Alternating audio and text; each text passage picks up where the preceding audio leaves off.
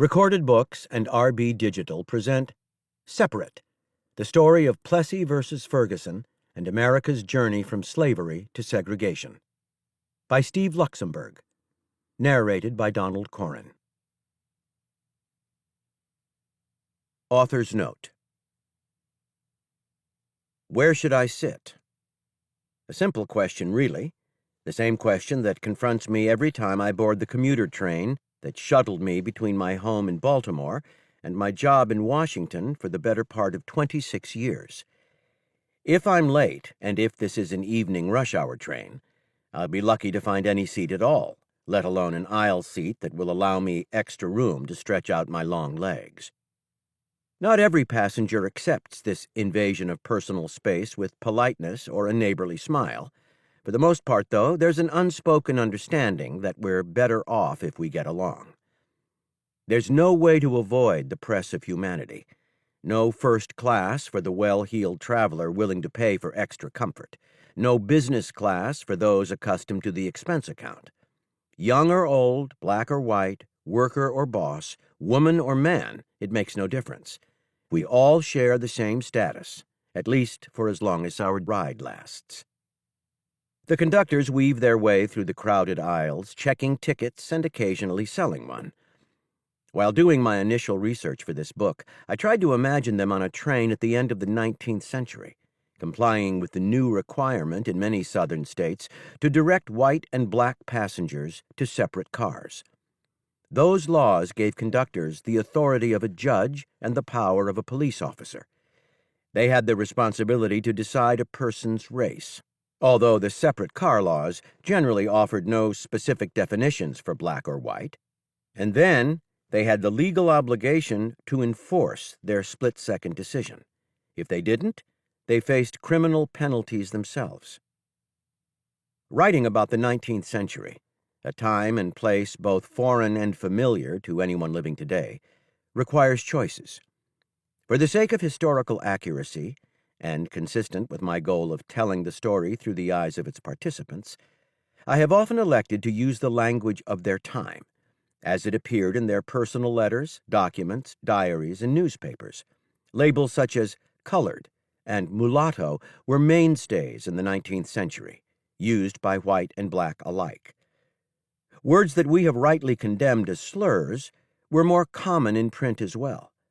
In quoting them, which I do sparingly, I am seeking to reflect the speaker's meaning, mindset, or intent. If readers are offended, I ask their understanding.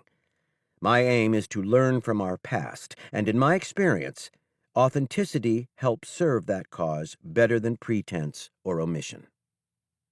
Steve Luxenberg, Baltimore, January 2019. Prologue. April 1896. At his spacious home in the quiet town of Mayville, nestled in the farthest corner of western New York State, Albion Tourget looked at his co-counsel's 2-page letter with disbelief.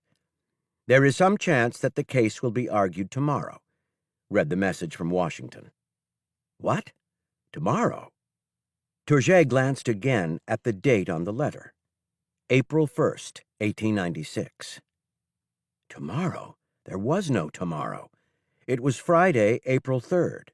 Tomorrow was now yesterday. If the oral arguments in the Supreme Court lawsuit known as Plessy versus Ferguson had taken place the day before, then Tourget had missed perhaps the most important oration of his career, one he had spent more than 3 years preparing to give. Impossible, outrageous, unforgivable.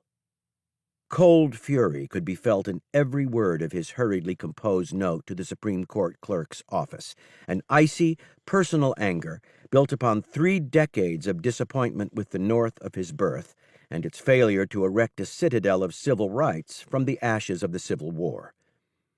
"I have been ready for the hearing for 3 months, waiting every day to know when it would probably be reached," he thundered, "but have never heard a word from you."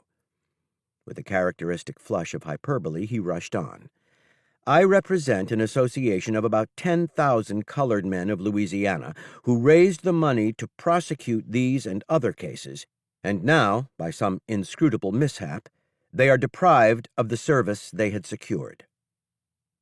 He was 57 years old, with a glass eye to replace the one blinded in a boyhood gun accident. As perhaps the nation's most famous white advocate for civil rights, he had lived much of his tumultuous life on the outside looking in, and he had a well-deserved reputation for not suffering fools easily. The accent mark in his last name was a Tourget invention, adopted in his mid-40s, reflecting a personality often characterized by emphasis and embroidery. He was most comfortable on a podium exhorting a crowd, or at his writing table crafting a novel or drafting his newspaper column, rather than socializing in the drawing rooms of New York or Washington. He had gone south after the war, seeking to cement the revolution. When he left after 15 years of fighting with the established order, some had cheered. One newspaper, bidding him farewell, called him the most hated man in North Carolina. In white supremacist circles, the label might not have been an exaggeration. His Supreme Court experience could be summed up in half a sentence: 2 minor cases 25 years ago. He was unfamiliar with the court's practice of notifying only the local counsel about the scheduling of a case. The inscrutable mishap turned out to be mostly his co-counsel's fault. He had known for several days that Plessy had been assigned a place in the court's queue for oral arguments, but had failed to alert Tourget right away. Mystifying, astonishing, maddening. Fortunately, as Tourget soon learned from court clerk James McKinney's courteous reply, the justices hadn't reached as many cases as expected before adjourning for a week's recess. Plessy was next in line. The probable date now, Monday, April 13th. Plenty of time for Tourget to get there. The location? The old Senate chamber, the Supreme Court's home since 1860.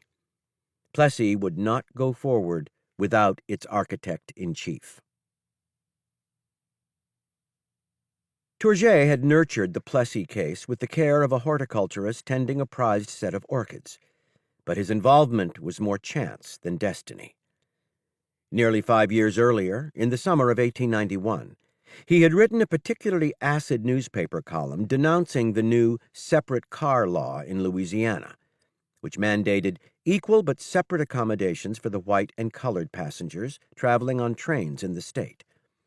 His column had acted like a shot of adrenaline for a committee of prominent mixed-race Creoles and several black allies in New Orleans, which was already bent on mounting. To keep listening to this audiobook, I've left you a link in the description so you can do it, at no cost thanks to Audible's 30-day free trial.